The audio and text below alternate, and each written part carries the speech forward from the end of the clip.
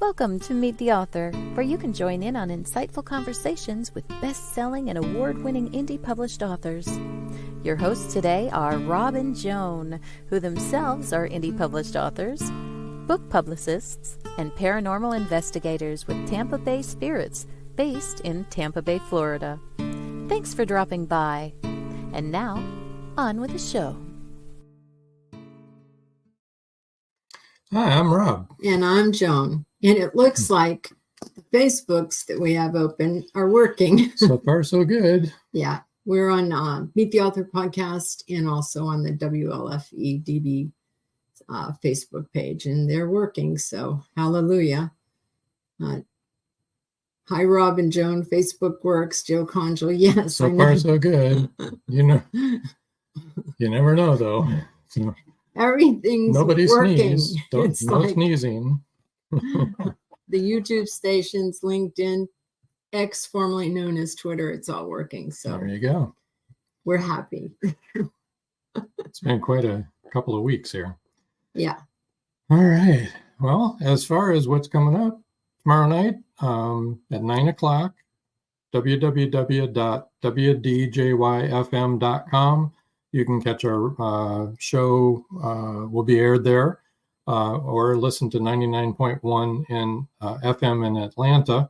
And it's a show featuring Mike Clifton, author Mike Clifton from Texas. And it's at 9 o'clock. 9 o'clock Eastern time here in the U.S.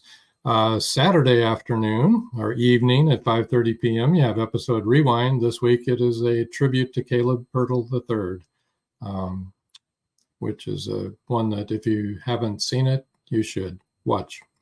5:30 p.m. Eastern time, right here where you're watching right now.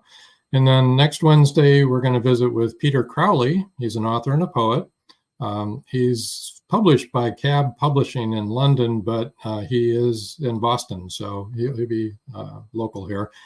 And that's at 7 o'clock Eastern time, same place, same station. Want to hear about the top 6 audio downloads internationally? Okay. For this last 30 days. The U.S., of course, number 1. But number 2 comes in at the UK, is registering in number 2. Yeah, UK. Bangladesh moved into the number 3 slot. Interesting. Finland moved up to number 4. Wow. And Russia slipped to number 5. Come on, Russia, step up. Hello, and everybody. Australia popped in on number 6. Good for you, Australia, England, and everybody. We're glad you're here. Paul Hollis says, hey, hi, Rob Paul. and Joan. Hello, Paul. We're so glad you're in the audience. And Joy York says, hi, Joan and Rob. Hi, Joy. How are you doing? Okay. In the news. Yes. We got a new release coming up here on March 3rd. It's available for pre-order now. And there are some ARC copies available, advanced reader copies available. If you wanted to promise to do a review on one, you can get a copy of that. It's a children's book, a new one by author Steve Altier, Blast Off with Gabby and Maddox. So he was on the show a couple of weeks ago. He lives about here in others. Tampa. And now it's out and ready to be, you can check him out at www.stevealtier.com. That's ALTIER.com. And then coming up on February 20th is book number 21 in the Magnolia Bluff Crime Chronicles, written by C.W. Hawes. It's Who Mourns Electra? And I think you can get a special deal on that if you sign up on his newsletter. You get an advanced price early on that. And that's at www.cwhaws.com. That's CWHAWES.com. But sign up for his newsletter, and you'll get a special deal when that book comes out. Marjorie Deering said, "Hi, I had to join on YouTube again tonight. It doesn't matter as long as I can find you." I think not Indie Book Source. I think The Meet the Meet the Author Author Podcast Facebook is now working, as is the WLFEDB radio station Right. Facebook page is now working. But we're glad you're here, Marjorie. No matter how you got here. No matter how you got here. It's always good to have you with us. You're on YouTube, it looks like. Yep. So. Okay. That's good. YouTube's good too. That's all the news I have right now. And by the way, if anybody has a new release coming up or anything, email us and we'll try give you a little mention. Yep. Yeah, Marjorie is right. She's on Facebook, YouTube. George Dismuke says, "Okay, I'm here. Nadine is here. Daisy is here. Gizmo is here. Facebook is working." George, Nadine, Daisy, Gizmo, welcome. And there's special woof woof to Daisy and Gizmo.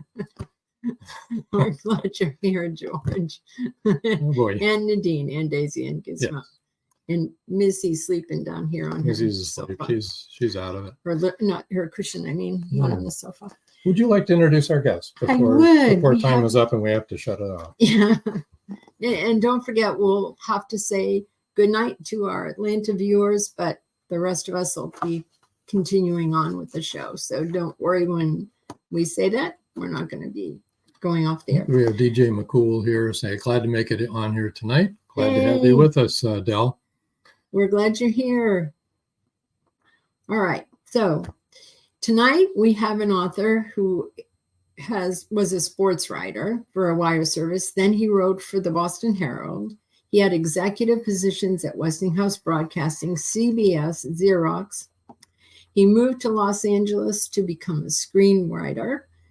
He then became a licensed and bonded literary agent, representing writers and directors in television and films.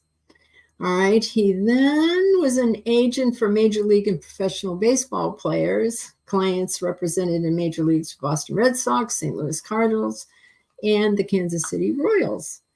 And he is now an author and has been an author through all of that. So he's had quite an interesting life and career. And Robert White is here. Hello, Robert. How are you doing? From Australia. We're glad that you could make it. Anyway, let's introduce our guest without any further ado. Okay. Vincent Panettiere. Hi. Hi, Rob. Hi, Joan. I'm happy to be here, and thank you for inviting me. It's really an honor to be on and have this opportunity to talk to you. Well, it's a pleasure to have you on. Yeah. Thank you so much for joining us. And you want to tell everybody a little bit about how you got started with writing? And it's something that was always there in the back of my mind for years and years, and it was never the right time. You had to earn a living, on, all those excuses. And finally, having gone through, I sold those script to 20th Century Fox. That didn't get produced. I tried raising financing. Anyhow, ultimately, I had some scripts that I had written that I didn't sell, and I decided to turn them into novels, thinking that would be, I had material, and that was, there were assets that were waiting to be developed. And so I started out one day, those are the books. And I found NaNoWriMo. Now, maybe people know it, maybe they don't know it. National Novel Writing Month. How to write a novel in 30 days, 50,000 words in 30 days. And I thought, well, that could be something I could. So I did. So I started writing it, and within 30 days, I had the 50,000 words, and I'd done it. I mean, I needed that push that, I had to have a goal, which was 50,000 words in 30 days. I did it, and it was there. And I thought, okay, I even got the T-shirt that says that I wrote the novel. Did you sleep at all during that 30 days? Well, I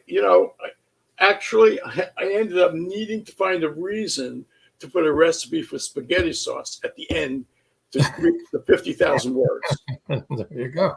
So it was done. And then I thought, well, okay, that was done. And maybe let's look at some of these screenplays. And that was a resource that I could, it wasn't exactly, I mean, you can't take a screenplay, which is not, you have to expand on it. And I did. So that got published. And then after that, in the last 10 years, I guess 4 more novels got published. So that's how I got started. And I just said, okay, we have to have a goal. We have to have something motivating you. And it started out being 50,000 words in 30 days. But then it was, I started this book. I have to finish this book. And the one we're going to talk about tonight is a book that is absolutely whole cloth. I did it. That's the one, These Thy Gifts. I didn't really know where I was going. I just got on the road and started one scene after another, and ultimately it was finished. And it is my favorite book because of what it is and the way I wrote it, which was, I didn't know where I was going, but I got to the end, and it was a wonderful, wonderful trip for me. Joe Conchel says, hi, Vincent. What do you find harder, to write screenplays or novels? Well, I think everything is hard to write because you ultimately face a blank page. What do you do? I mean, it's a blank page.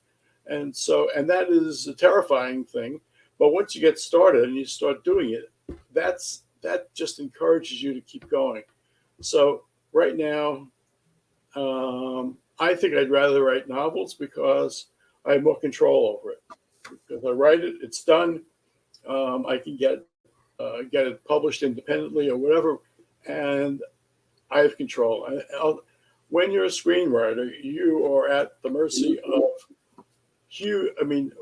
levels of bureaucracy that you can't imagine. And most of the people, at least that I faced, were born in the previous century. And so, it sounds like I'm being critical, and I'm being not politically correct, but range of experience of one person can't be compared to the range of experience of some person who's just started having a range of experience, because I don't care if they came from Vasa or wherever they come from. It's not the same, and so I'd rather do it myself and have control over it.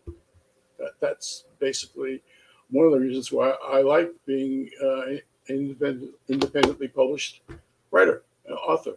I do too. Chris Crispin just popped in. He said, hi, Rob and Joan. Good evening, Vincent. Hi, Chris. Glad to see you here. Good evening, Chris. Go ahead. That's ultimately the book that I wrote for NaNoWriMo. I did publish. It's not a huge book, but it is really just a stream of consciousness, and that's the way I wrote it. To finish the 50,000 words, and it's done all right. It's sold. I mean, when we're talking about selling, we're not talking about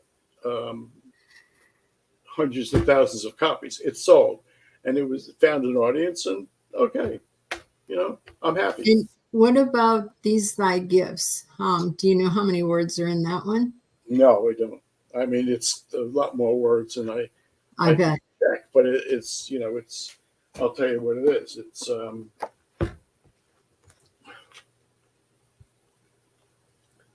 It's 471 pages. 470. I think it's more than that.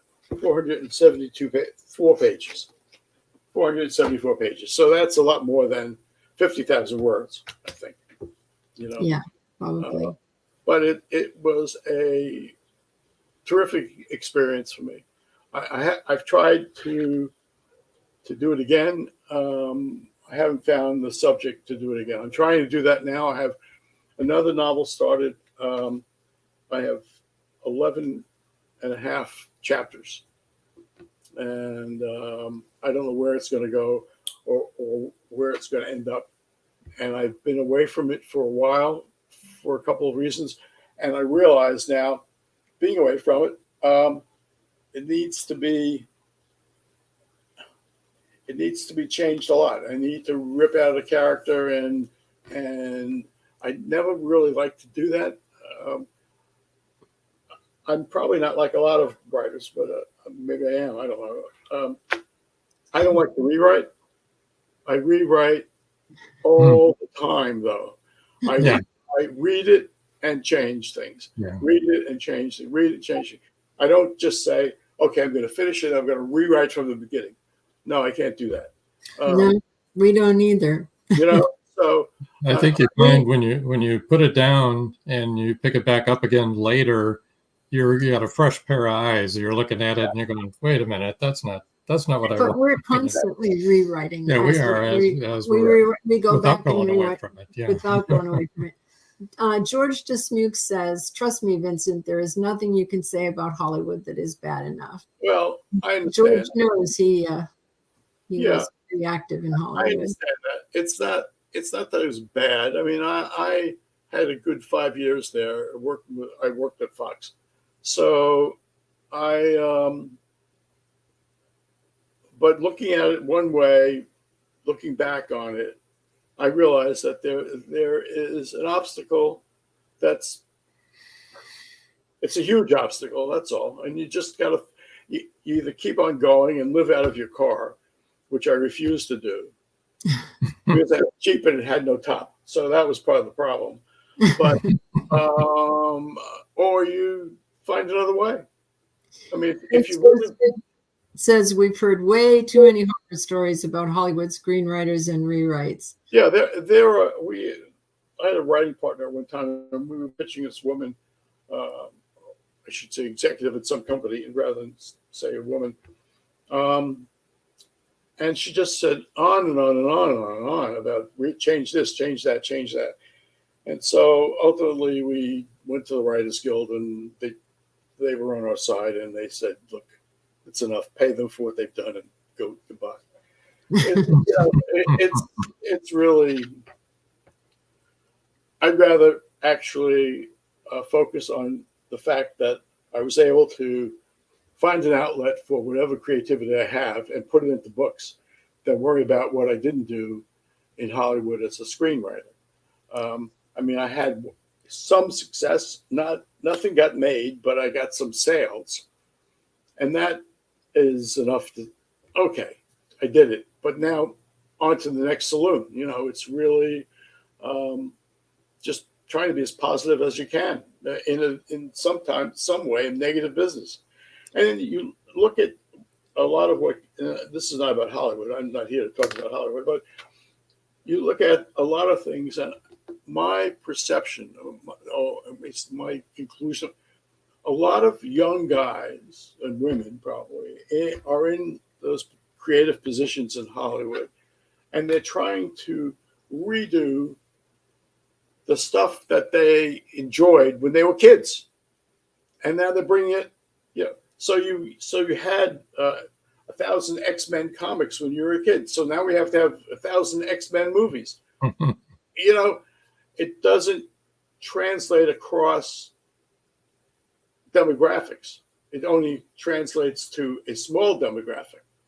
And I've always felt that there was a need, and I'm not going to try to fill it right now, but there was a need for people, for certain generational movies, that you had to find a way to reach people of a certain age, not old people, but people who have had some life experience and who respond to subject matter that is not, Martians attacking, downtown New York or whatever it is. So that's that. But as far as writing books, I've written one nonfiction book, which was an interesting experience. But as far as writing books, I just feel it's a matter of control. I now have control for this. I have control of the words. And I have an editor who's a wonderful woman who is in Houston. And she has edited every book, every novel I've written and made it much, much better. And I just, to me, that's the way to go. As long as I can find ideas and put them down on paper, I'll just keep doing it. And hopefully, what does that mean? Okay, Joe Conjal says, it sounds like you're a pantser more than a plotter. Well, a plotter is a person who plots out the whole book from beginning to end with an outline, and then writes. Pantser, you fly by the seat of your pants and you write as it comes. I have never written an outline. I've never written an outline for anything. We didn't think so. Never written an outline. What I do, I sit outside and I have a cigar, and I have a yellow pad, and this, and that's how I come up. I write down whatever. Yeah, I just can't do it any other way. So Chris Chrisman says, creatives have to create. Great if folks buy our stuff, we would still do it anyway. Exactly. That's true. Deb McCurdy said, nothing beats originality. So that's what she's agreeing with you about. Thank you, Deb. I appreciate that. And this brings us up to our first break. Yeah, we need to break so that our sponsors will be happy. Already a word from our sponsors. Yeah, time flies on here. Let me tell you. So when we come back, you're going to read for us, right? If I have to, sure. Well, you don't have to. That's always been optional. I think you. This is okay. Go ahead. We'll be back. Think about it for 3 minutes, and we'll be right back. All right. Don't go away, folks. I'll be here. Many secrets are hidden within the darkness of the jungle. Now comes part 4 in the Jaguar series by retired Hollywood scriptwriter George Dismukes. In this saga, Brandon, Andrea, and Naja, the Black Jaguar, go deep into the Mato Grosso jungle on a mission to rescue 2 kidnapped children. During their journey, they encounter many dangers, including Yanomami Indians, bent on revenge for the murder of one of their warriors. Return of the Jaguar is book 4 in the Jaguar series, starting with 2 faces of the Jaguar, the Lost City, and the Jaguar's Quest.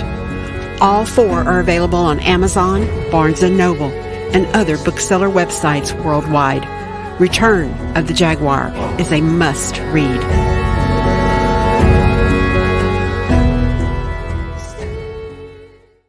It's 1919, and Eric Laska returns from the war in Europe. 2 new enemies await him in the small, coal-mining town he calls home. One is a threat to his relationship with Rebecca, the love of his life. The other, a bloodthirsty beast, is stalking the mining town residents. The townspeople suspect Eric of one of the killings. An old man and Rebecca's 11-year-old sister have seen the beast, but only Eric believes their story. To protect the town and clear his name, he's forced to prove the werewolf exists. Available on Amazon. The Horror Within by Marjorie Swift Doring. The clock is ticking. Can Gracie uncover the truth? Philip Pliant is the wealthy opportunist plastics dealer and CEO of Pliant Industries. He's also a master thief, creating a pervasive threat to the manufacturing infrastructure in the Caribbean islands markets. With the cartel as his stealth client, the naive city leaders have been seduced, enabling the production of more than 3-dimensional building materials. The expected profits are monstrous.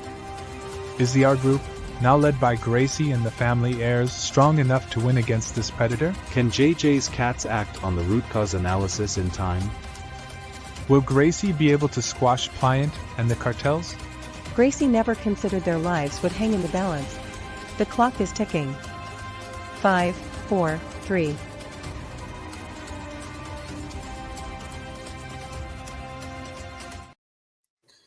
Hey, now that last commercial that was on, that's about the Enigma tracer, and it's by Brakefield and Berkey. They don't mention that in the audio, so for you folks that are just listening, that's who wrote the book. That. Yeah, it's available on Amazon. Also, I have a few comments we need to catch up on. Bill Nelson, Blood and Fire by Bill Nelson, released today.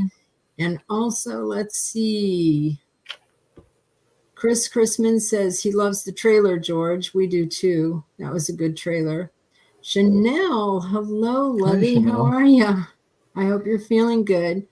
Chanel said, I don't like most movies that were originally books. If I do like a movie, it's because the book made me want to see more. Yes. Makes sense. Yeah. Nathan says, cool. Hi, Nathan. Glad you're back. Okay. All right. So we're caught up. You would like to read? Sure. Did you decide you like to read? Yeah. Okay. This is really a tease because if you haven't read the book, this will make absolutely no sense, but I hope it makes you want to read the book. Okay. Rosalie hoped her nosy neighbors were impressed when they saw a priest come to her door. Most likely, she thought, it was the first time they'd viewed a man of God enter the former house of a condemned and electrocuted cop killer. Steve planned the visit well in advance before returning to finish completion of St. Anne's. He sounded stiff and hesitant on the phone at first.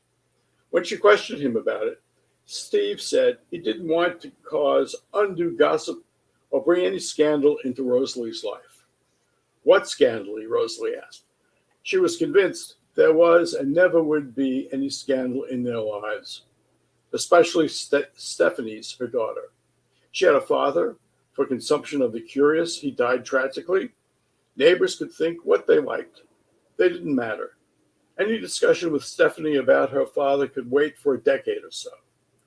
This was the first time Rosalie had been completely alone with Steve since Stephanie was conceived. She sensed he was also uneasy. Steve resisted any physical contact, trying to avoid Rosalie's chaste kiss on his cheek. Kissing your cheek won't get me pregnant, Rosalie said, laughing at his useless effort. His sheepish smile caused Rosalie to relax more as well. Unspoken was their awareness that, while parents of a lovely baby, they could not rely on the evolving intimacy of married couples to bring comfort. Steve declined coffee and sat at the end of the sofa, hugging its arm as if for security. Rosalie carried the bassinet into the living room and sat it on the sofa next to Steve. He had yet to look directly at Stephanie.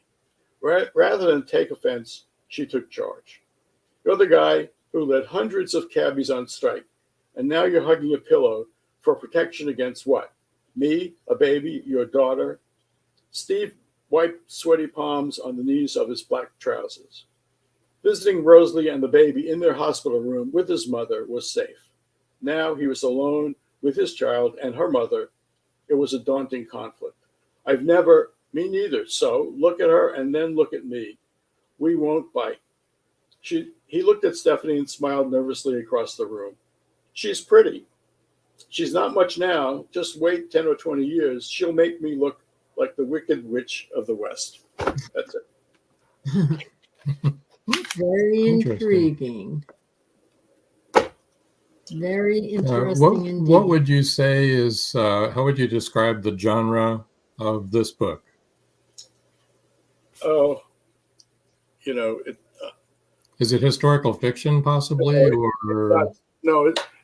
It takes place in the 50s. So, I mean, you could say it's historical fiction, but I really, it's hard for me to class. I just write them. I can't categorize them. It's sort of, the the story of a man's life. Basically. Yeah, that's what it is. It's 50 years in the life of a man. There you go. Okay. And the man happens to be a priest, and lots of things happen to him and around him. George Dismuke said, I just received notice from Amazon in the past 5 minutes. Return of the Jaguar has finally been published. Hallelujah. Congratulations. Yes. George. Finally, right? Yeah. Yeah, that's good. That's good. So, Indie publishing, Vincent. Yeah. yes, I mean, you just got to go after it. That's all. Yeah. There you go. And not listen to, your book is ranked 1,785th. I don't care. If people read it, and that's partly what I'm trying to do, is to get people to read it. That means buying it, but you can buy it on a Kindle or any place. But if they read it and they like it and they have a good review, and thank God These Thy Gifts has gotten some very good reviews. There's about 60 of them or so, and I'm pleased, and good reads as well. So then my job is to write another one. Indeed, it is. I really have to get over this. I don't want to say writer's block. It's just I'm confused, which is not unusual, but I am. And so once I realize that there is a character in the book that's not adding to it, that's causing more confusion, and that's getting away from whatever the central characters are, then he goes. Too bad. It's short life, gone. Well, if you're ranked 1 million or 2 million or even 5 million out of 32 million, that's not bad. No, it's not bad. It's not bad at all. It's got putting everything in perspective, which is the most important thing to do, I think, in life in general. And it carries through to the books, because if you don't, then, you got to be in reality. Everything's got to be reality based, I think.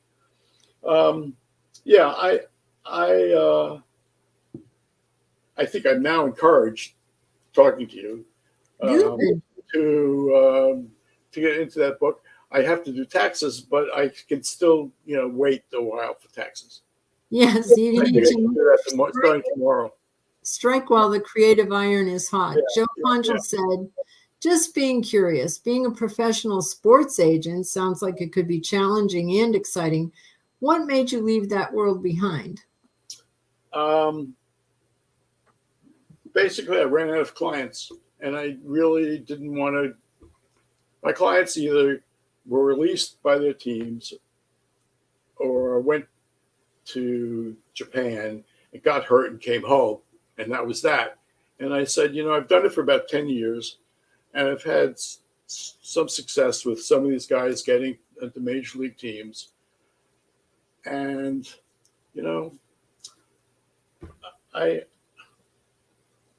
hitting your head against the stone wall is just not, after a while, it gets to be annoying as well as painful, but it's just really, so you move on, I mean, you think about how many careers you can have in your life, how many different things you can do in your life, and you find something that, so that's what,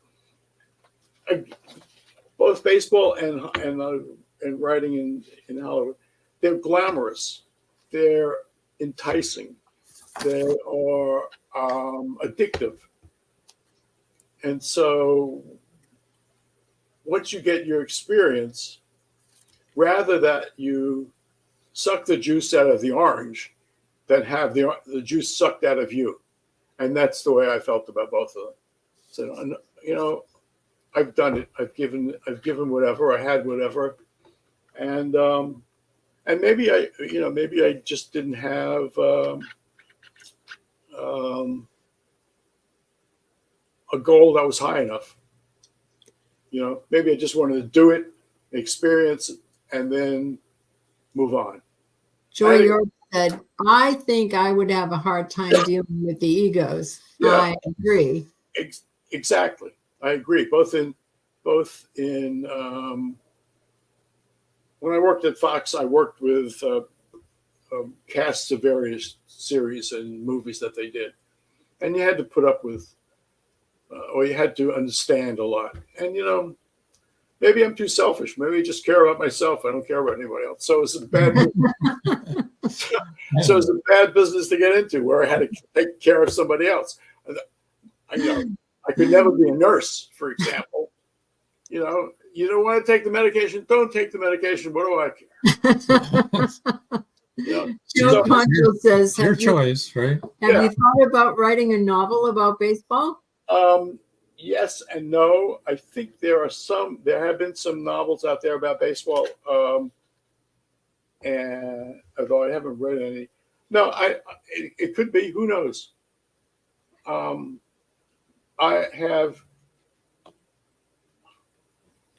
rather write something that's dark. Or maybe there's something dark about baseball. I don't know. Yeah, there are a lot of people that I met and interacted with who are really good characters. But that's something I've thought about very much to do again. I'm looking for something else to go after. I'd like to finish this one book because I like to finish it. But I like to finish it in a way that I don't rush it or compromise just to finish it. Oh, it's done. I'd like to make it halfway decent. I'd like to make it whole, a lot of decent. Joe Concho says, a baseball murder mystery. That would be dark. I mean, certainly there could be, and there are a lot of, this is, there were guys that really screwed me in baseball. I killed them in my novel. There you go. So it was, that's that. That's one way, certainly. George Dismuke says, malarkey, Hollywood equals politics. It has nothing to do with how good you are. Well, that's true. I think it's very true. I think that, let's say you're a series writer. Well, you get in with a couple of people at studios who like you, who manage to get you assignments to various series. I mean, it's about personalities, and it's about contacts and who likes who, and who feels that the other person sitting across the desk from them, can improve their life. George Sorry, go ahead. George wrote for Gunsmoke. He wrote for the character of Festus. He wrote the dialogue for Festus. Yeah. Well, that's just one of the things he did in Hollywood. I love that series, and me too. But if you get in with a group of people, let's say your best friend becomes a showrunner at various series, well, and he brings you along, and that continues your career. And if not, you just go from here to there to there. There used to be an expression, from pillar to post, whatever that means now, I don't know. But that's used to mean, you just go from there to there to there. So, I got to the point where I just didn't want to do that anymore. Maybe I wasn't good enough. Maybe I didn't, maybe I didn't want to play the game and be nice to people that I didn't like. Yeah, I think George's point was it doesn't have anything to do with you were good or not. It's just the way the business is. No, I agree. Sorry. I have a question for you. You said when you started as a sports writer. Right. How do you think that's impacted your career as far as going in and doing your writing? Do you think that had a major influence on it? No, but what I think the way it impacted, thinking about it now, I learned to write fast. Okay. I learned to write, as a sports writer at UPI, United Press International, which was in competition at the time with the Associated Press, which managed to surpass UPI. And UPI is, I don't know what they're doing now. But I never see their byline in the paper anywhere. But I had to write and it had to go fast, and then it went out over the wire. Then somebody was actually taking the paper putting it into, geez, that was so long ago. They were just starting to work with having computer typeset. Come on, it was like 2 years after Gutenberg, So you had to write fast. And so you get information in from somebody who was a stringer someplace, and you had to turn it into a story and get it to this guy, and you had to get it out. And so I think that's really part of maybe that's a good trait. Maybe it's not. I don't know. Sometimes I think it's a good trait. I think it's a great trait. Wish I could You have the right thinking on your feet there. Yeah. Maybe it should be more reflective. Maybe I should take 14 years to write a novel. I don't know. No. But Chris Chrisman says, I have changed careers several times over my life. Somewhere I read that, of course, you can have as many as 6 or 7 careers in your life, and you can think about going back.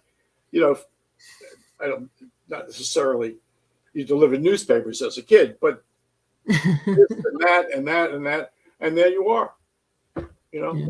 George says the happiest day in my life to that point was when I left Hollywood in California. Well, that's good. I mean, it's good to be happy. Yeah. I'm not leaving California.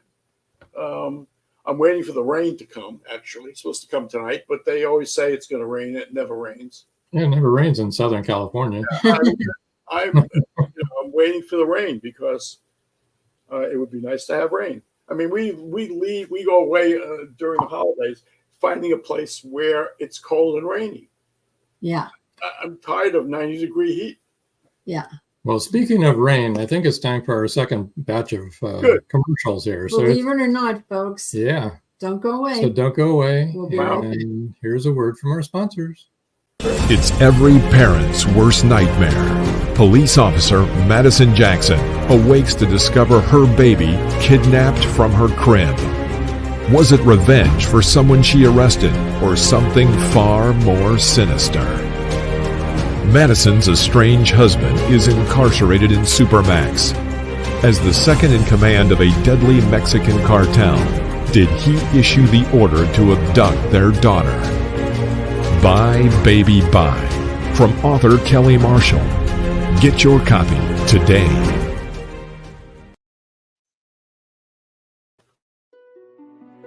Paradise, my prison. Charlie Flint awakens from a deep sleep and finds himself alone on a tropical beach surrounded by a palm tree jungle and exotic animals. He cannot remember who he is or anything about his life. First, he must find food and build shelter and protect himself from hidden dangers. As his memory gradually returns, it reveals what a very flawed person he is. A man who made too many mistakes, made too many enemies. The implications of the truth are staggering. How did Charlie get there? And will he save himself? Paradise, My Prison is the riveting new suspense thriller from retired Hollywood scriptwriter George Dismukes. Paradise, My Prison by George Dismukes is available in jacketed hardcover, softcover, and all ebook formats worldwide.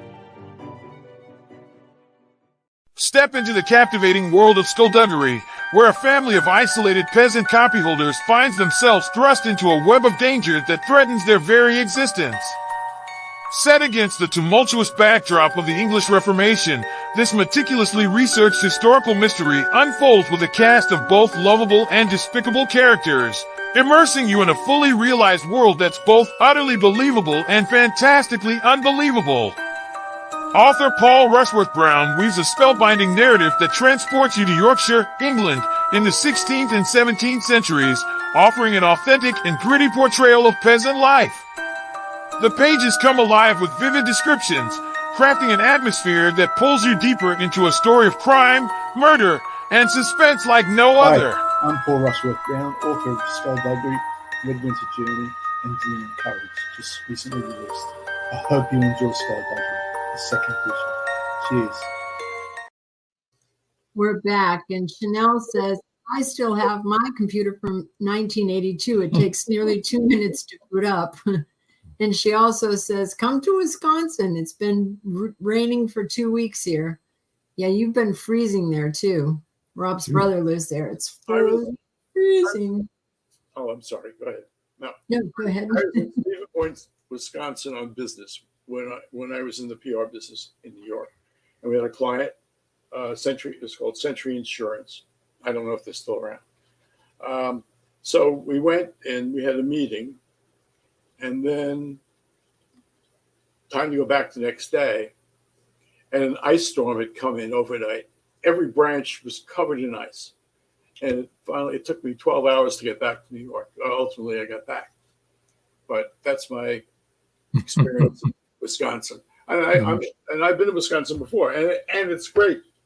But that was the one experience. I guess I should have gone in another season. They have good cheese there. Yeah. His brother lives in Wisconsin. Great cheese. Yeah, wonderful cheese. Yeah, that's for sure. Every time we visit his brother, even in August, it's cold. So, Vincent, who does your covers for you? I have, there's a guy in England who does them, and he's done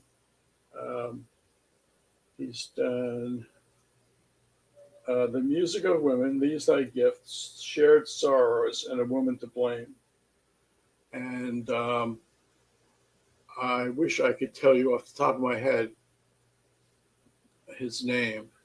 I could send it to you later, but I like him a lot. I've had one woman did the Scopus Factor, which is very interesting cover that I like. And it looks like Italy. It's different, yeah. Yeah, it's where is it set? I mean, it's set in several different places. It's set in Antibes and in the States. But she did a really great job. We just worked on that one cover. And then earlier,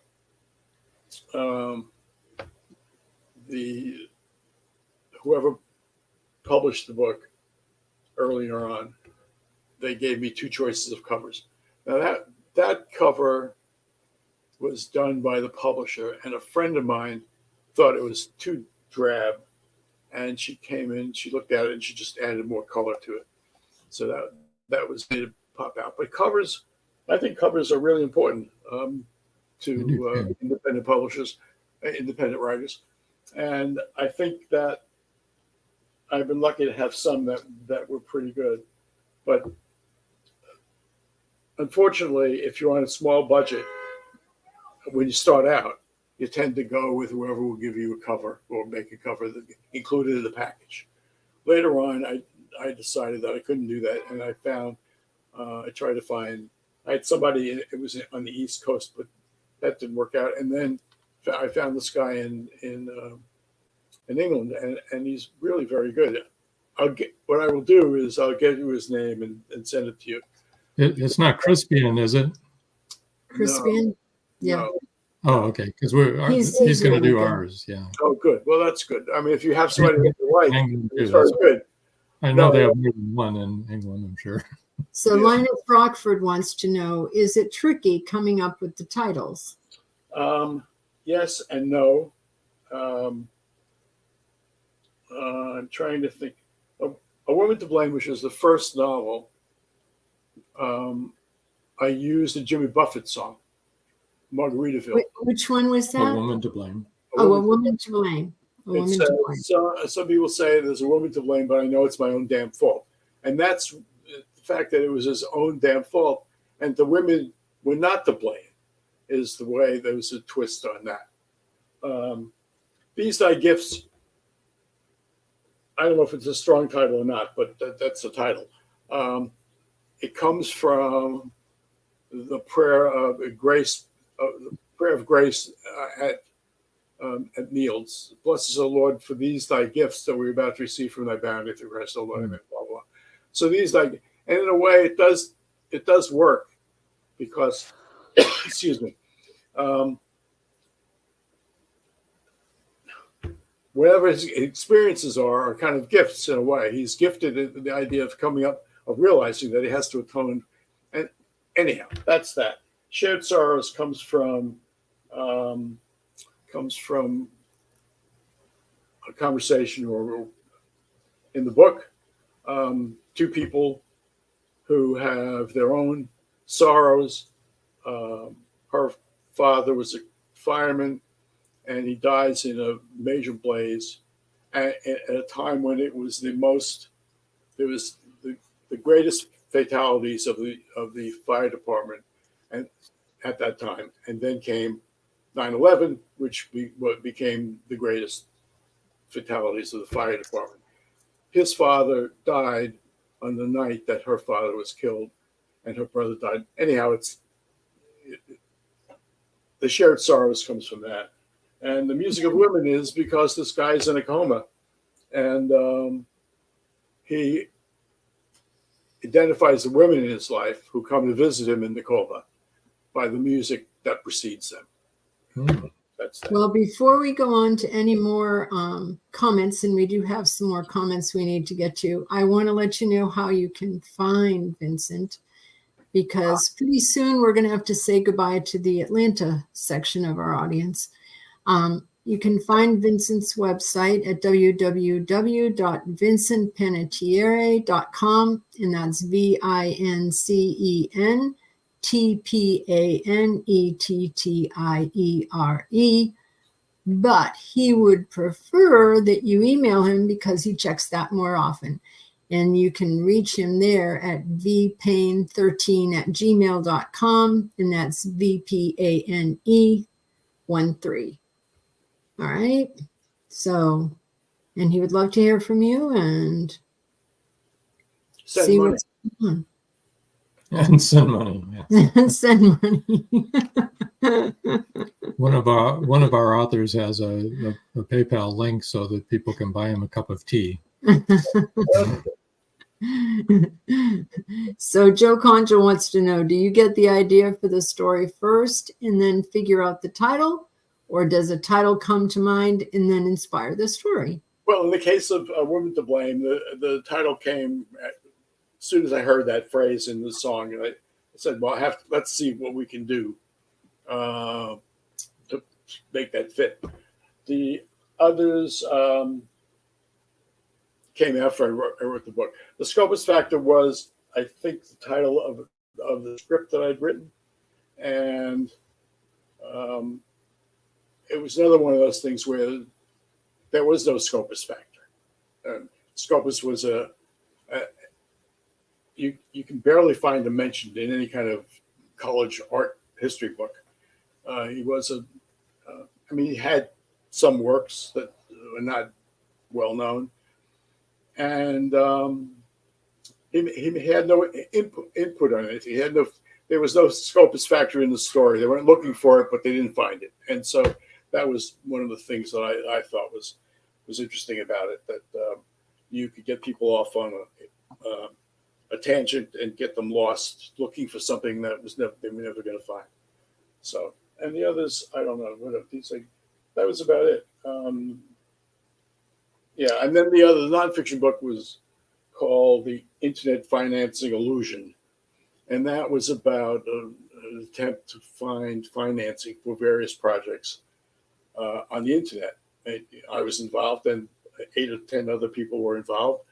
And we all had been in contact with a woman in India, in Kolkata, India, otherwise previously known as Calcutta, who said that she had $30 billion to finance all of our projects. She was going to sell the gold, blah, blah, blah. Well, after 8 months, she was really just having fun, talking through her hat. She had a million reasons. It was a great experience to understand how me, as well as everybody else, could get caught up in an illusion that there was something there. We wanted it so badly. We wanted the results so badly. We refused, maybe not consciously refusing, but we refused to think about the reality. Where is there something tangible that you can point to? Did we get, letters and contracts from lawyers from top firms in India or England or wherever? No, we just fueled ourselves with the prospect of something something's going to be great from West Side Story. It's really just an illusion. And I really learned a lot from that. And I wrote the book as a way of debriefing myself on what I'd been through for eight months.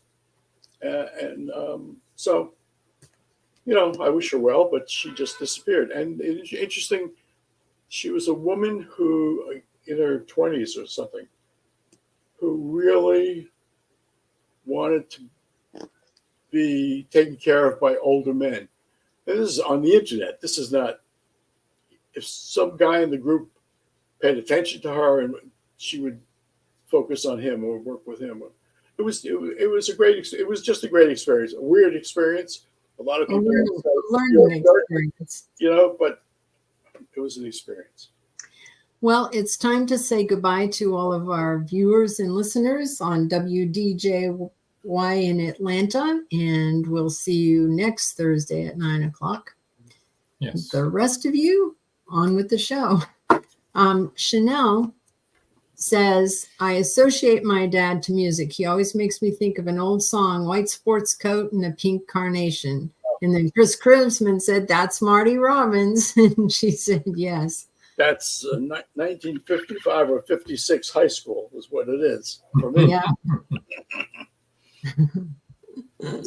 Yeah, it's I'm very happy to be here, and I'm very appreciative of both of you for this. But this has been a lot of fun, and we're not going anywhere. We just had to say goodbye to Atlanta. I want to say this while I'm thinking of it. Okay. I really appreciate this and being here and you guys. I'm sure you've done a lot of good for a lot of writers who have come on and talked to you and kind of used this as a psychologist's couch. But, this has been really, I'm really having fun. I hope that I was halfway intelligent doing this. I'm trying to get a compliment. I don't want you to say, oh yes, you're very intelligent. Oh my God, you're the most intelligent guy we've ever had. I don't want that. That's not what I'm asking for. I'm just saying, I hope I did my part. That's all. Yes, you did. Yeah, and what absolutely. I want you to know, though, is how you said about rewriting as you go along, and maybe not a lot of authors do that. A lot of authors do that. That's I want to encourage you to keep doing that, because that's exactly how we write. We rewrite and edit ourselves constantly. That's how you get it closer to being right. I know. You hone it. Because you hone it. You're so close to it. You're so close to it when you first write it that you can't see it as well. So you have to go back and read it out loud sometimes. Multiple times. Often. And reread it and change the way you wrote things, turn it around sometimes, Yeah, that's where I am now. I realized that I went one bridge too far. I had one character in there that was just too much, and he was upsetting everybody else. Fire him. You know what they say, throw the bum out. Throw the bum out. I killed him in my books. That's all. I just there you go. Well, that was rather severe, but okay. Yeah, well, it's you could have just fired him. You could have laid him off. This is really like you're dead. You're not coming back. No, you're not going to be in any other book. So get lost. There you go. Joy York says, I rewrite as I go too. I think a lot of people, I know Paul Hollis does. He's being quiet, but I know that that's how he does. He rewrites as he goes. And, you know. And yes, to do that, you then have to kind of make things fit together as down the road. I mean, if you start here and rewrite blah, blah, blah, and this is something, but then it has to fit down here. So it helps you do the whole thing over better, I think. it's so funny because Paul said something that I've often said to Rob. One time he said, by the time I get to the end of the book, I'm sick of it. It's true. That is true. Yes. And Paul has said, yes, I do. I do rewrite as I go. You were back there somewhere. Yeah, he's just being quiet. And Chris Chrisman said, I rewrite too as I go. So I think a lot of authors do that. So you don't need to feel like that's, Plus, I don't think there's any way you need to write or have to write.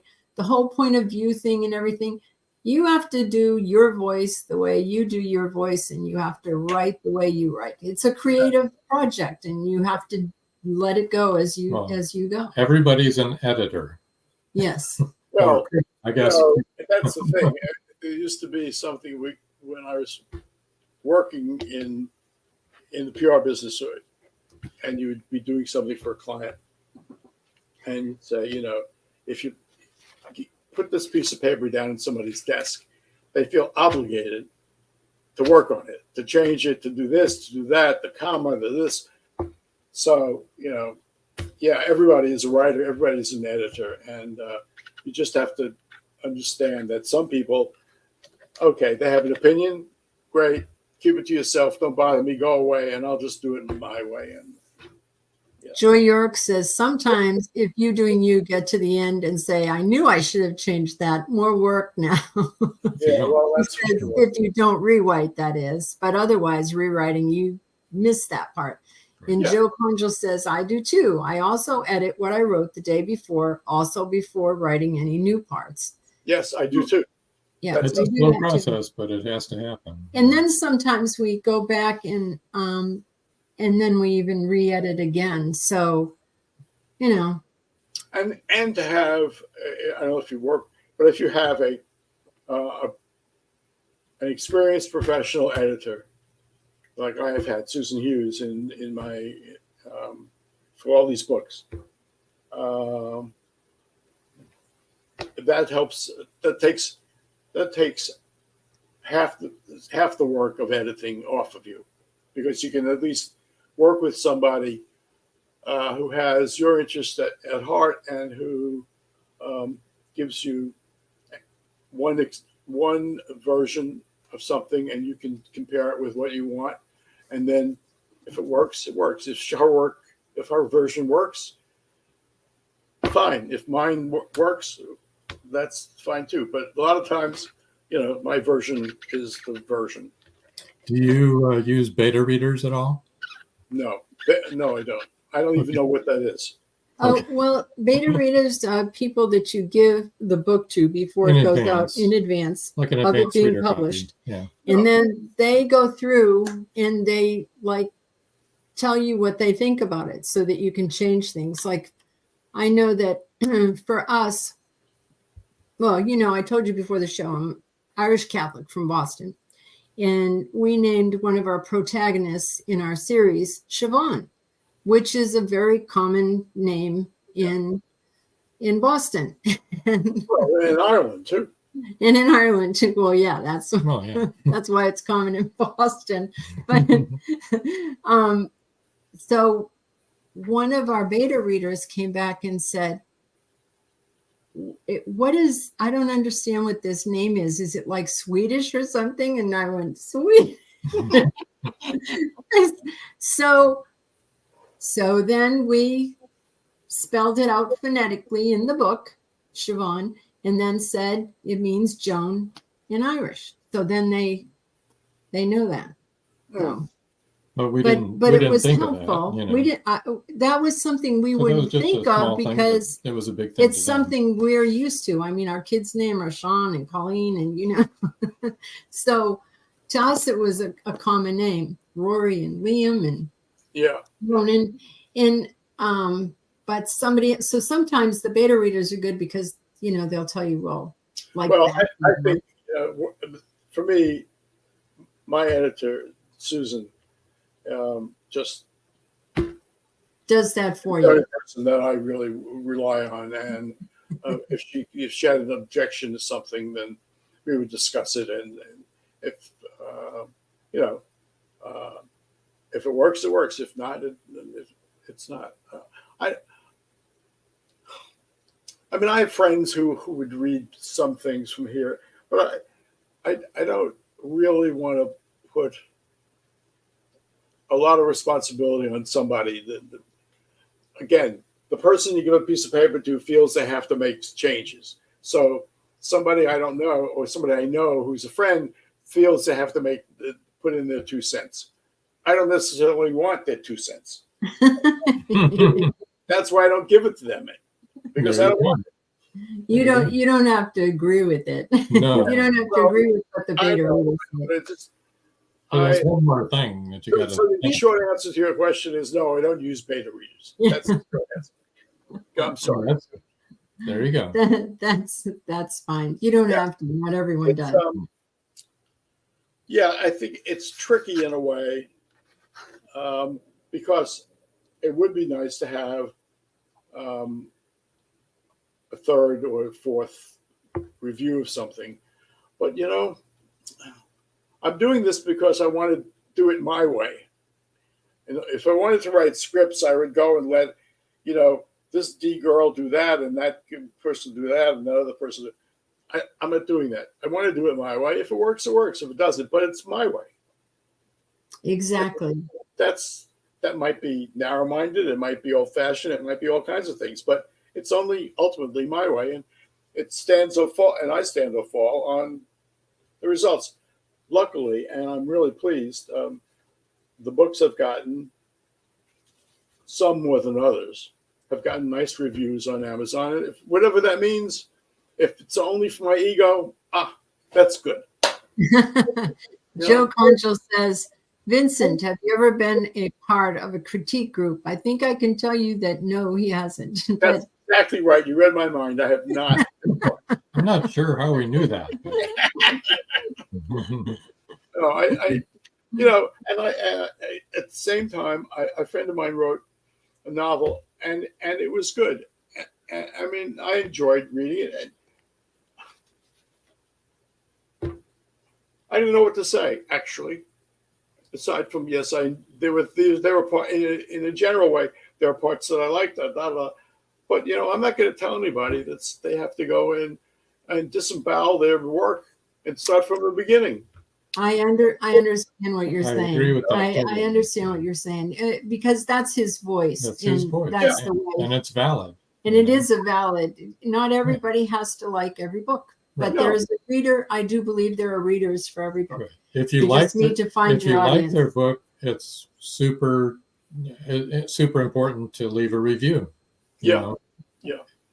If you don't have anything nice to say about it, say why you liked it, because that's what I look for when I read a review. There are certain things that I like, constructive, and if it has something in the review that is like I like to read a book that talks about that, then I'm going to buy that book. And if you have a criticism, send the author an email or something privately. You don't have to blast them in a review. You know what I'm saying? Joy makes a good point. She said, I miss critique groups. Mine fell apart during the pandemic. So valuable.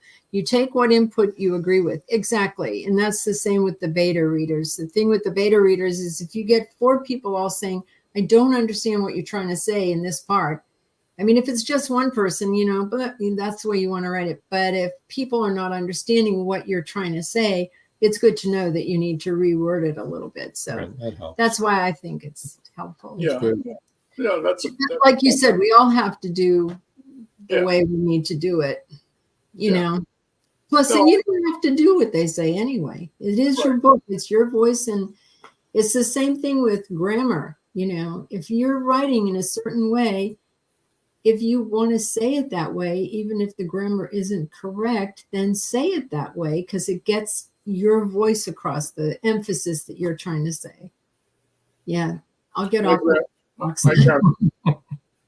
Never mind. I agree with that. So that's why, I don't really care. It's out there. People like it. They read it. They don't like it. I mean, I think I've gotten a 1 star a couple of times, and I'm saying, don't bother me. 1 star. Come on. but that's okay. Look, when you put something out, when you put yourself out there, you have to be ready to the response. If you're not going to be ready for a response, don't put yourself out there. And if you get 1-star reviews, it brings more validity to your 4 and 5-star reviews. Yeah. So, I just don't. I don't pay. I mean, it just I let it go because there are a lot of people out there who liked it, and they said they liked it, and so exactly. I don't. If you're not going to, if you're not going to be ready for somebody not to like you, then don't do it. Stay Right, put it on the door, and that's it. Don't let the world go by. But if you're going to put yourself out there, then don't publish it. The whole point in publishing is to get it out there. I mean, in terms of say difference between books and writing screenplays, with a book, with a screenplay, you've got this whole chain that has to like it. With a book, nobody has to like it. I decided it's out there. A few people like it. A few people read it. That's okay. But I don't want to have to be depending on being approved by this whole chain of people, because that's the system. This reader goes to that reader, goes to that executive, goes to his pile, goes to the next. That's a death by 1,000 cuts for me. Yeah. This way, I write it. It's out. Somebody reads it. They like it. They don't like it. Fine, we move on. I don't know. I probably am not very, sociable. So the fewest amount of people that I have to deal with is the best. Joy York says younger input is also valuable because their perceptions are so different. That's really. And I don't care. I don't care about their perceptions. Who were born yesterday, and just found. I don't care about those perceptions. That's not his audience that he's writing for. No.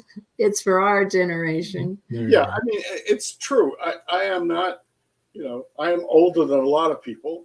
My doctors are younger than me. My doctors could be my kids. So obviously my perception is different than everybody else's. And I don't have to, I'm getting off the subject, but I don't want to care about their perceptions. I don't care about my perception. And my perception is I want to write this book. I want to get it out. If somebody likes it, fine. I'll go on to write another book. Yeah. And it's the writing that's great. It's the creating. Creating a world. Yeah. You're creating a world. Chris Christman said, Vincent is refreshingly honest. That's true. Why is that refreshing? Because a lot of people are not. Oh, well, I'm sorry. I can't just be, I'm here I am. That's it. Joy says, you must write what fulfills you and makes you happy. I agree. Yes, absolutely. I agree so much with that. That's why I said I don't care about POV. Everybody has an opinion about that. It's so important. You know what? You need to really write what fulfills you, like Joy said. Yeah. Chris Christman says, I am me, I like me. Hello. That's the way you do it. Chanel said, I miss reading. My strokes cost me my sight, and I can only see now out of my left eye. So she has to have large print books and books on tape or CD now, and it's not the same. I know. I'm sorry, Chanel. Yeah. It's been rough.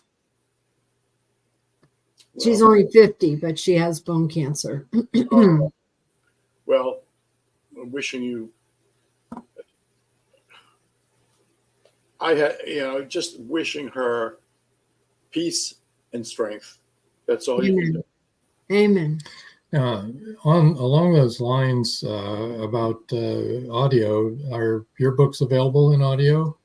No, they're not. No. Are you planning on doing that? Actually, the books are published by Book Baby, and I like Book Baby a lot. Mm-hmm.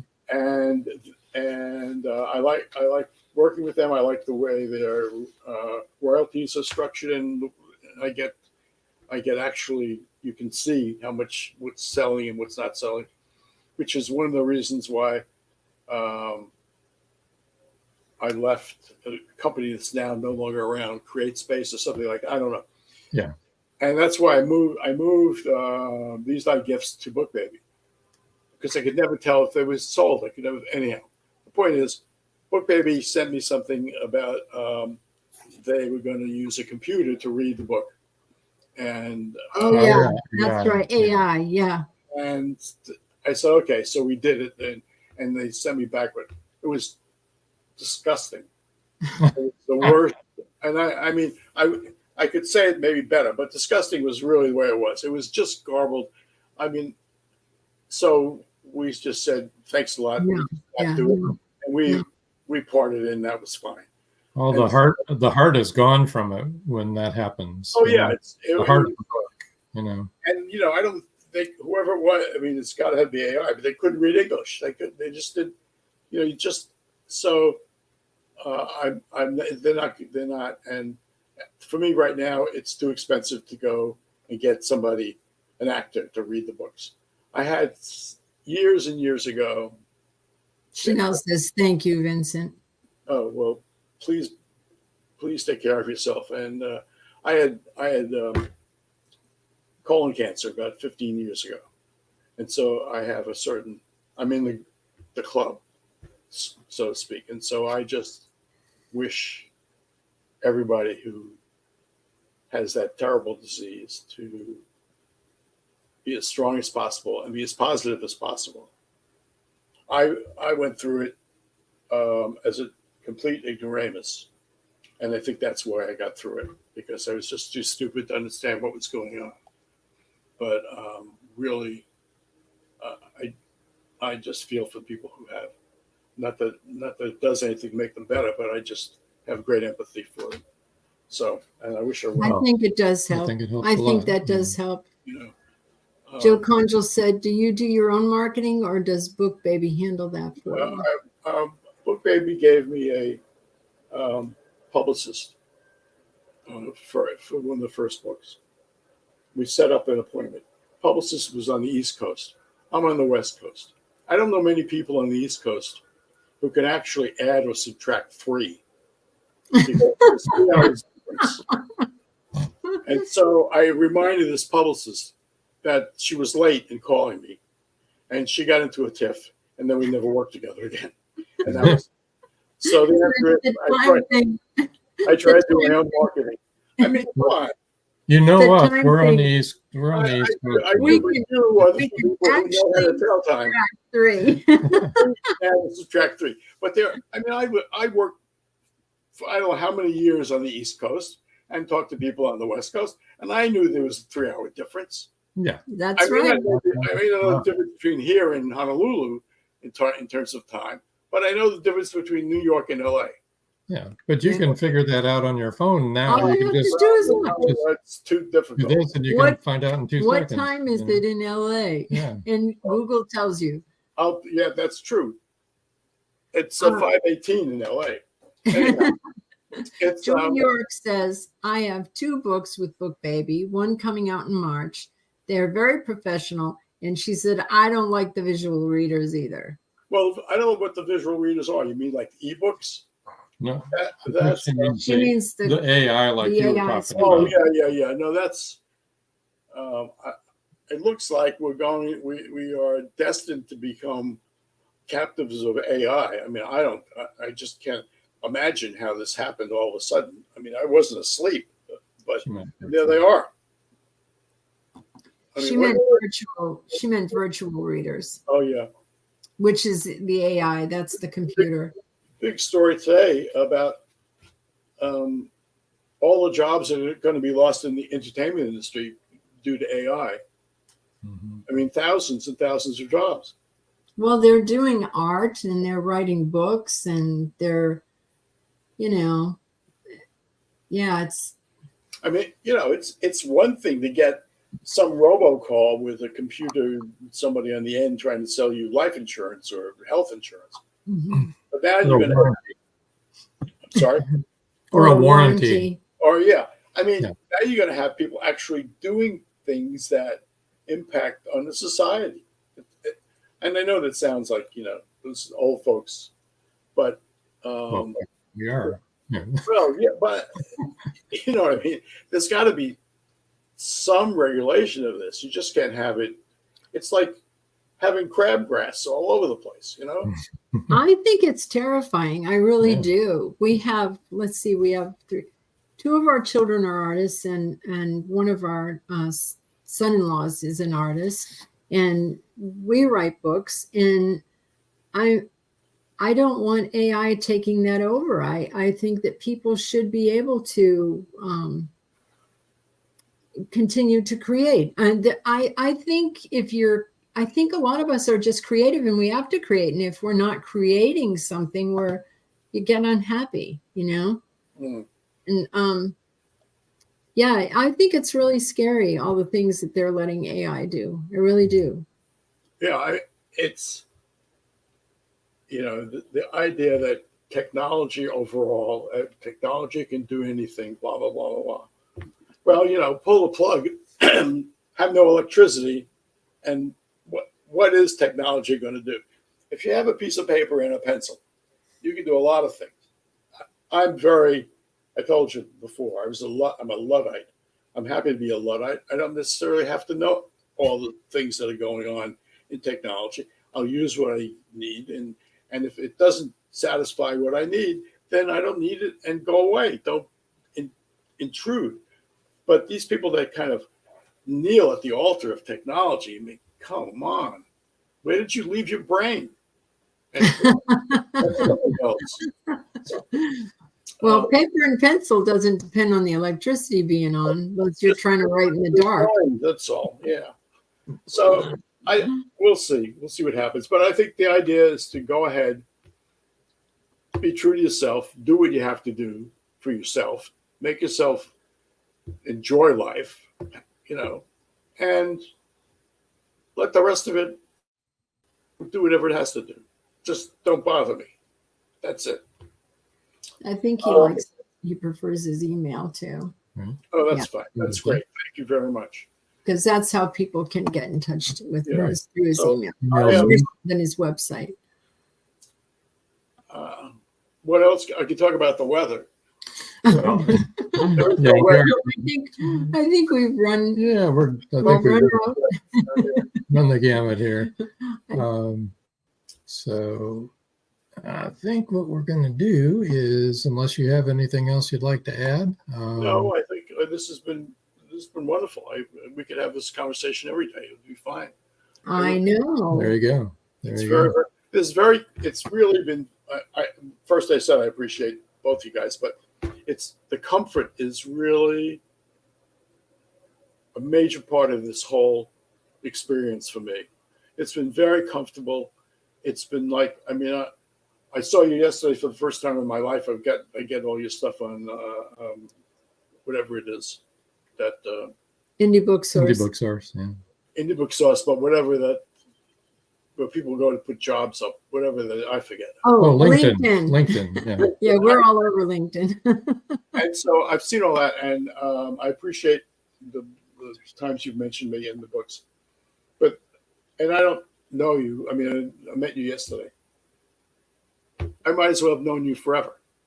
It's very, very comfortable. And thank you. I just keep doing wonderful work for independent writers. Thank you. So thank you. Appreciate it. We appreciate it. We're going to move.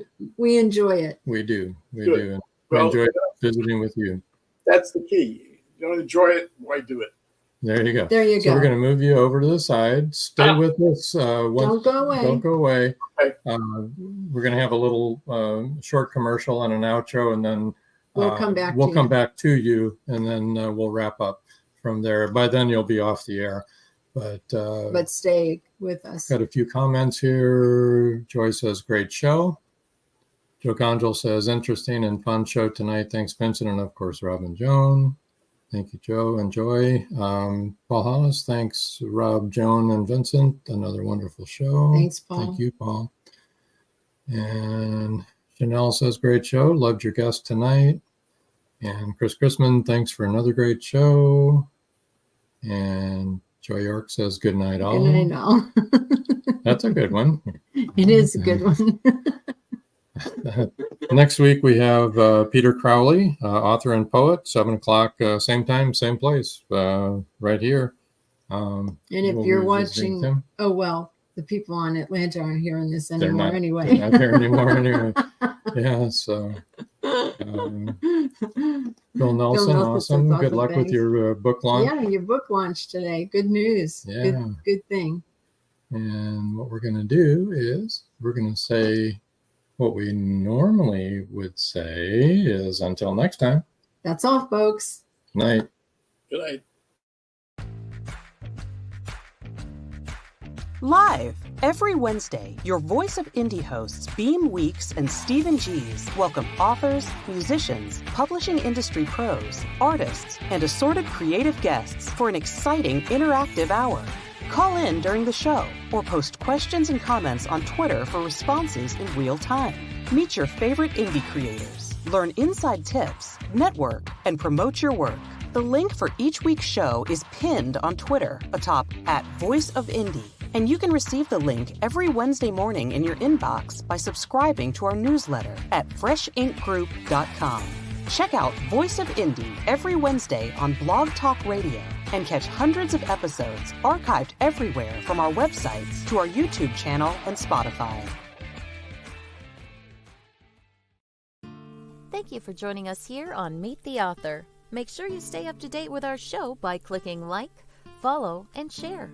And you can find us on Spotify, iTunes, and more. See you next time on WLFE-DB.com.